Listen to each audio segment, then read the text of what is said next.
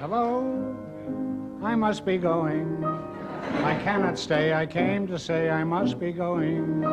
I'm glad I came, but just the same, I must be going. If you must stay, if you should go away, the fun and party she is throwing.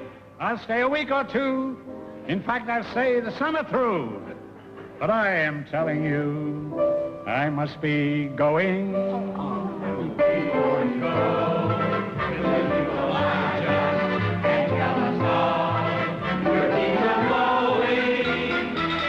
I'll do anything you say. In fact, I'll even stay. Good. But I must be going. It's odd to see you in New York. You're usually in California. It's hard to see me? No, odd to see you in New York. Yes, I don't come here very often anymore. This is my birthplace. That's right. I was born in 78th Street, between Lexington and 3rd. And then we moved to 93rd Street, and I lived there for about 14 years. Mm-hmm. I was there the other day. They're tearing down part of your old neighborhood. This is not just a coincidence, you know.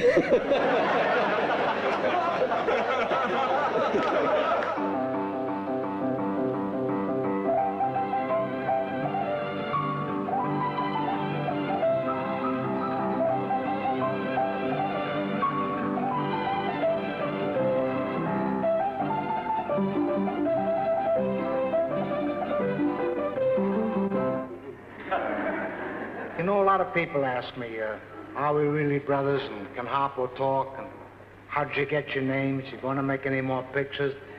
You know, Harpo can really talk. If you don't think he can talk, just play golf with him and let him miss a putt that big. You'll hear him talk. How we got our names is a very interesting thing. When we were kids in school, we used to wear a little bag goes around the neck, was called a grouch bag. In this bag, we would keep our pennies, our marbles, piece of candy, little marijuana, whatever we could pick up. Well, we were studying to be musicians. And Groucho got his name from the bag. It was always full. Yeah. And our Harpo had a bag, too, but he got rid of it. My name, I got my name when I was about 15 years of age. I used to chase the chickens. I still chase them, but I don't catch them anymore.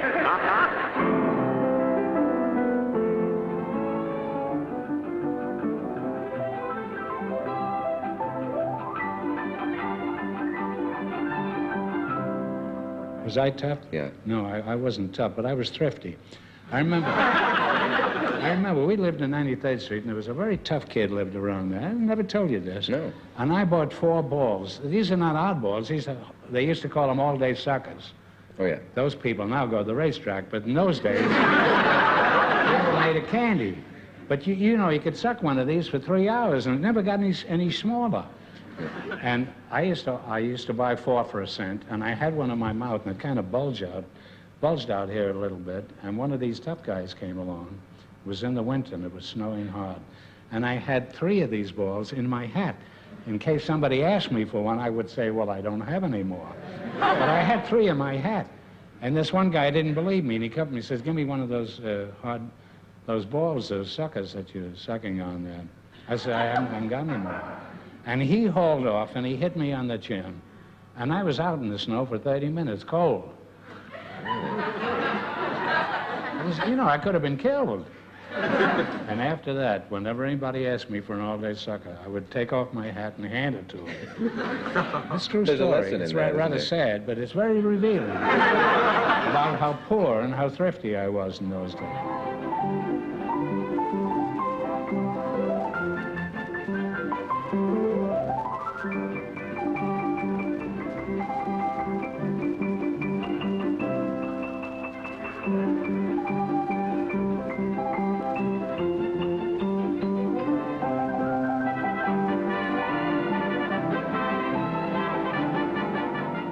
about 10 years old, I wanted to be a writer, and I had nothing to write with. I had a lead pencil, but I wanted a printing press. Now, they had them on sale at Bloomingdale's for $1.98. They were about this size, and they had letters in it. You know, you'd pick out letter H, G, whatever letter you wanted. And I stuck it under my coat. And the floor walker came along, and he saw a peculiar bulge. And he says, "What do you got under there?" And I said, "Nothing." He says, he reached in and pulled out this printing press, and a cop came over and arrested me.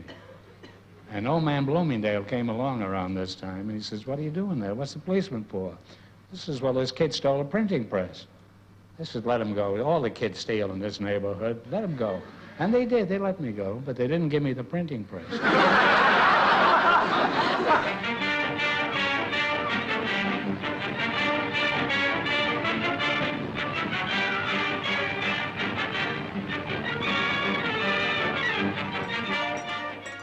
L'histoire de la famille Marx est celle de millions d'immigrants venus d'Europe qui débarquèrent un beau jour devant la presqu'île de Manhattan.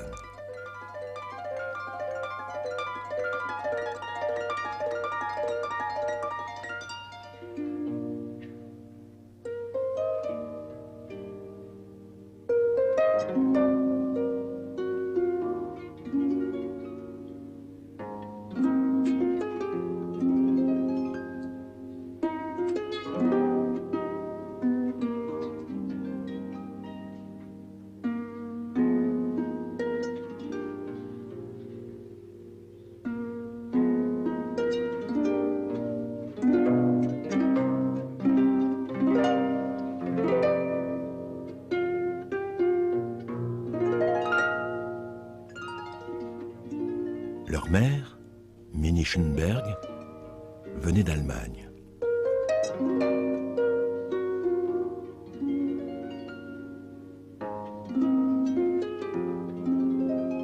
Samuel Marx, leur père, était alsacien.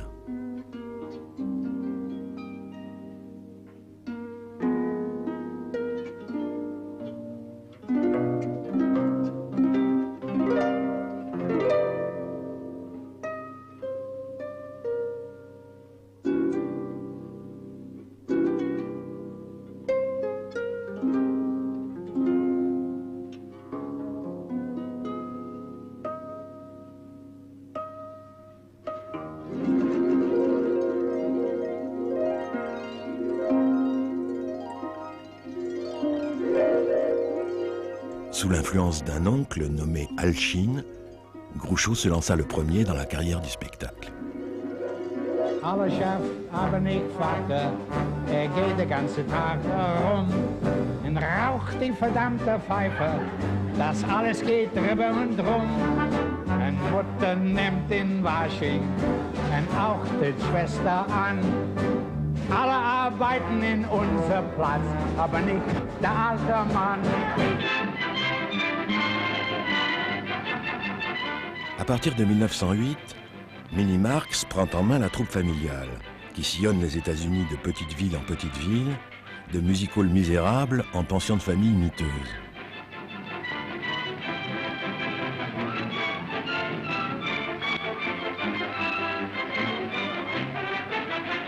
Et c'est alors que les frères Marx rencontrent un certain Charlie Chaplin.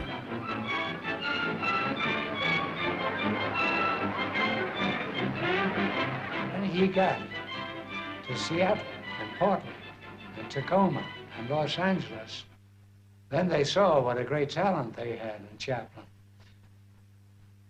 And somebody offered him a job for $200 a week, and he was getting $20 a week in this English act called A Night at the Club. And he was great in it. So I said to him, I said, "You must be getting offers now to appear in the movies." He says, "I got one offer from Max Sennett, and he offered me $200 a week to join his company, and I turned it down." And he said, "Why did you do that? You were getting $25 a week with this lousy English vaudeville act that you were in." He said, "I'll tell you why I did it. Nobody is that good Nobody can make good for $200 a week. And that's why I turned them down.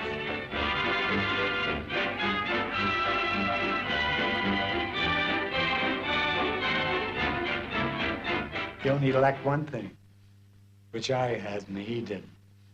I could talk and he couldn't.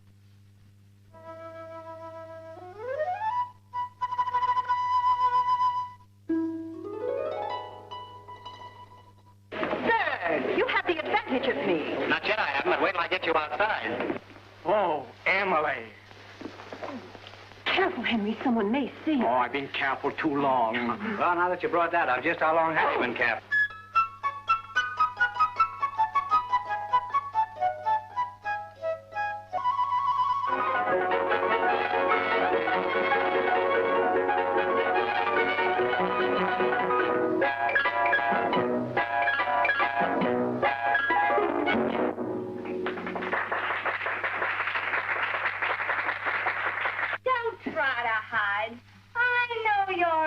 Closet.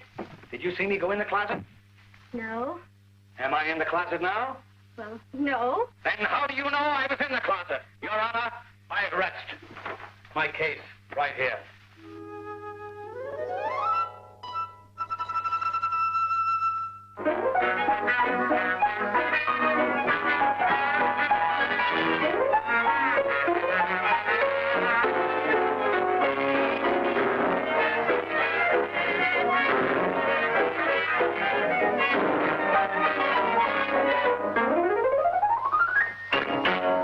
Are you the floor walker here? What? I want to register a complaint. Why, what's the matter? Matter enough. Do you know who sneaked into my stateroom at 3 o'clock this morning? Who did that? Nobody. And that's my complaint.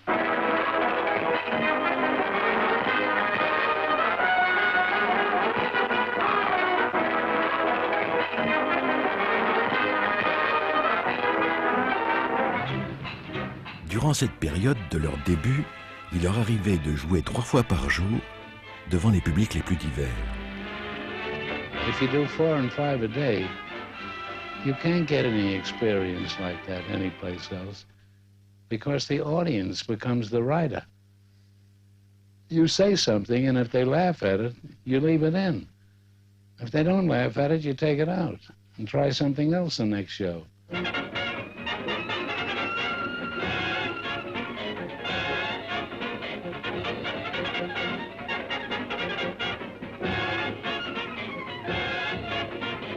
Ce n'est pas un hasard si le comique des frères Marx trouve à s'accomplir dans le climat des années folles. Broadway les attend et s'apprête à les découvrir un certain soir de 1923. So we went to New York, and it was strange the opening night. The audience literally threw their hats up in the air, and I have the reviews to show it. Bob Benchley was a critic then, Alexander Woollcott, Percy Hammond from the Chicago Tribune, and all these people. And we were so astonished. We didn't think we were good.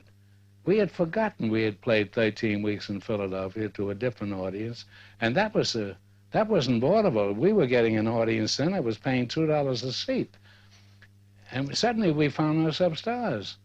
Did you do other Broadway shows after that? Yes, we did Animal Crackers on Broadway. And then Paramount saw this and signed us up for 5 pictures.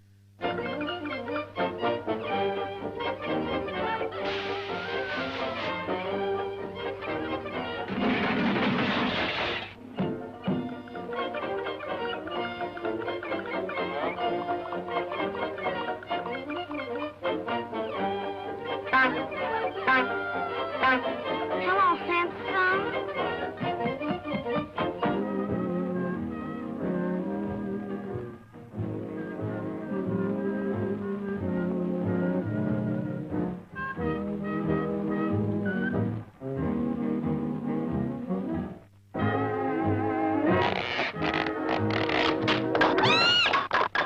Before we did